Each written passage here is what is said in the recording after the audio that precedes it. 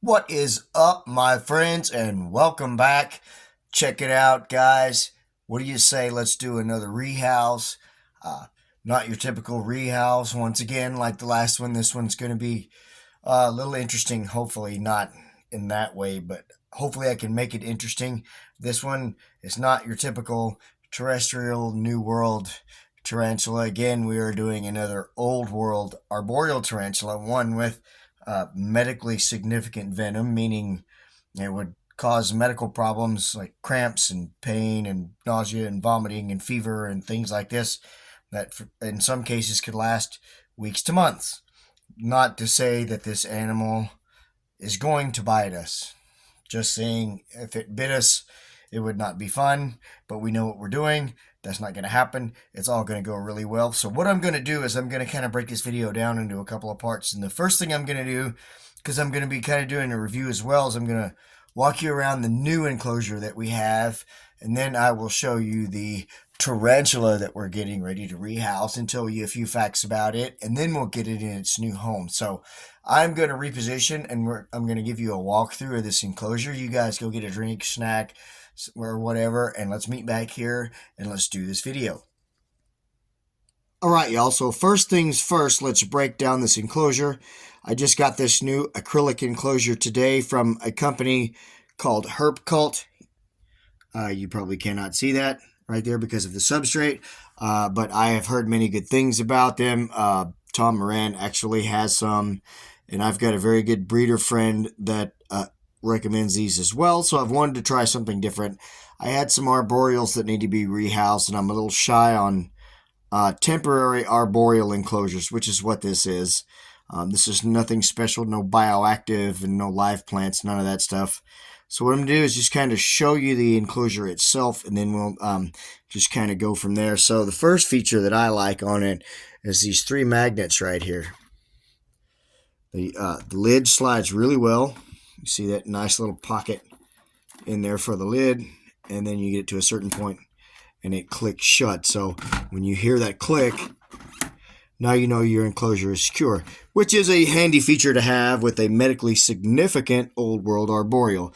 And you'll see on the lid there, they have created this little lip you can catch with your finger, and then you break the magnets loose and it slides right out. And we'll go over the top and kind of show you from there. My only complaint so far, and this is not really a complaint, just a criticism, is once I got the cork bark in here, I didn't have a whole lot of room to work with my hands to get the substrate in there, so I had to do a lot of tong work. But again, this is a oh, by the way, this enclosure is a 6 inches wide by 6 inches deep by 9 inches tall. And since all of my other American YouTubers have been converting things to the metric system, that is 15.24 by 15.24 centimeters by 22.86 centimeters. You can see it's got ventilation on two sides, as well as quite a bit of ventilation in the lid. Another thing I would do differently, just a criticism, is I would probably put a row, because I do this with the other arboreal enclosures I have, I would probably put a row of ventilation holes on the other two blank sides, but down lower, so that it didn't really obstruct the field of view. And that's pretty much it on the enclosure. I really like it. We'll see how it turns out. And then inside, just pretty basic. I got a cork bark tube, one little sprig of fall foliage that I had left. I'm just kind of working with the materials that I had.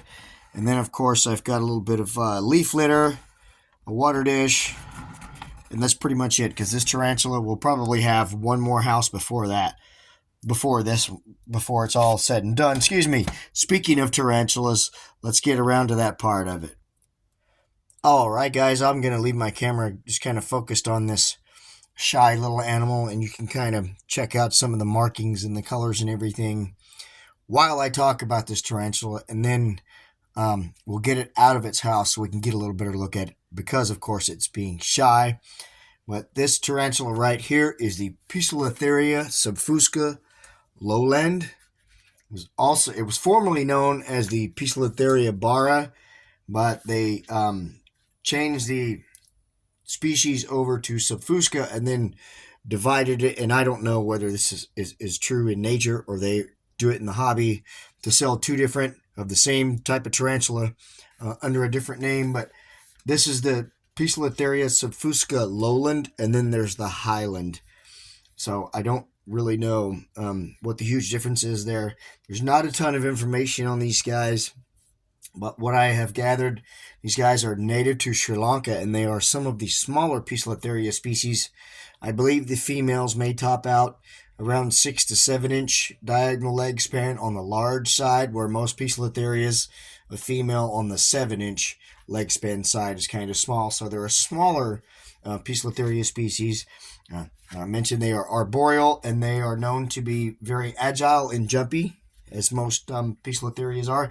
Again, doesn't mean that this thing's going to run and jump. Just like it's got medically significant venom doesn't mean it's going to bite me. So we'll see how that all goes. But it says they can bite when provoked, and that's the one thing you need to remember, folks, if you mess with animals like this. First of all, you need to learn how to read the animal itself. You can tell by its posture and everything what it's thinking or feeling or may not do, and that will avoid a lot of disasters. So as long as you don't provoke them, usually you'll be just fine. So here's an interesting fact that I learned about these guys.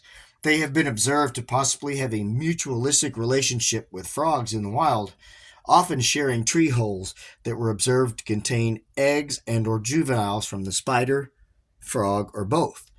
It is possible that the spider protects the frog's eggs from predators, while the frog protects the tarantula's eggs from ants. So there's those interesting little facts that I have on the Poecilotheria subfusca lowland. So what I'm going to do now, I'm going to readjust, and then we're going to get this thing out and put it in its new house. And we're going to end this video because it's daylight savings time, and I've been an hour behind. I still have to eat dinner, and then I've got to get up early and go to work tomorrow. So I've got to get this done for you guys. So don't go anywhere. Let's move this thing into its new house. All right, so one of the first things I want to do is, there's a piece of cork bark right here that I put in there when I rehouse this thing. So what I'm going to try to do is remove that cork bark. That way we don't have any obstructions when we go in with the catch cup. And hopefully it will stay true to typical Poecilotheria fashion. And if you ever watch Tom Moran, you'll notice this, especially if you move slowly and methodically and try not to provoke them like I mentioned earlier. Poecilotherias prefer to kind of just stand their ground and hide their faces, kind of like this one's doing. As long as you don't give them any reason to be upset, they should be fine. So now we ought to move it into the cup. Excuse me while I work around the camera. Now hopefully this will go nice and smooth. I usually have a pretty good record with rehousing, and this one so far is going pretty well. I can just get it to go into the bottle a little more, and then once we get it in the bottle, I will give you hopefully a good look at it here before we put it in its new house. And I'm just going to go on the record as saying that I am of the opinion that this tarantula is actually probably, in my opinion, the most beautiful of the Poecilotheria species. And this species actually gets darker and more beautiful as they get older.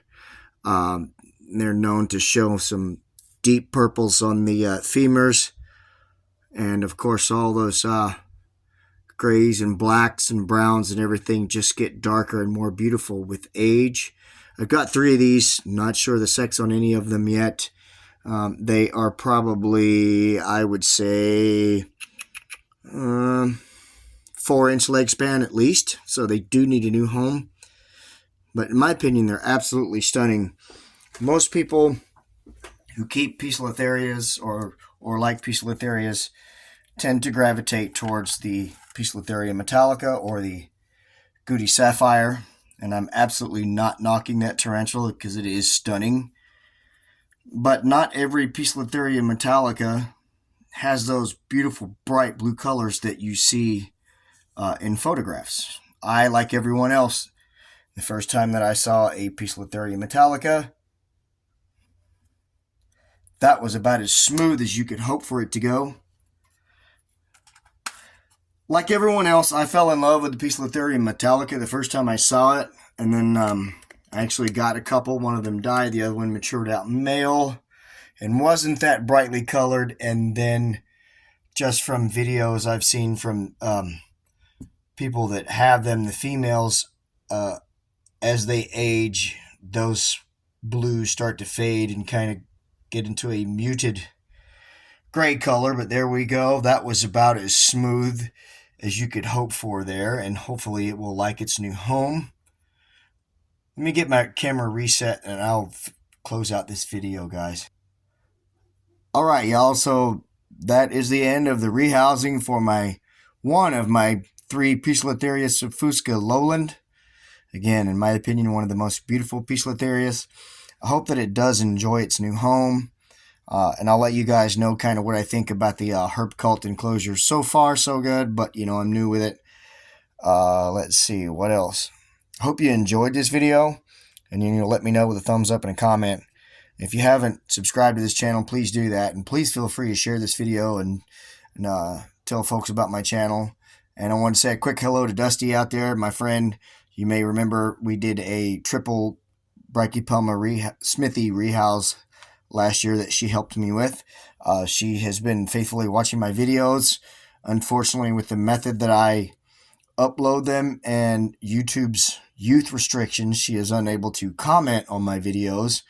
So just want to let her know that I know that she watches my videos and I know that she appreciates them. I hope you guys do too. I hope you also have a fantastic day or night wherever you are. And please, guys, take care of yourselves and each other. Much love. Thanks for watching. God bless.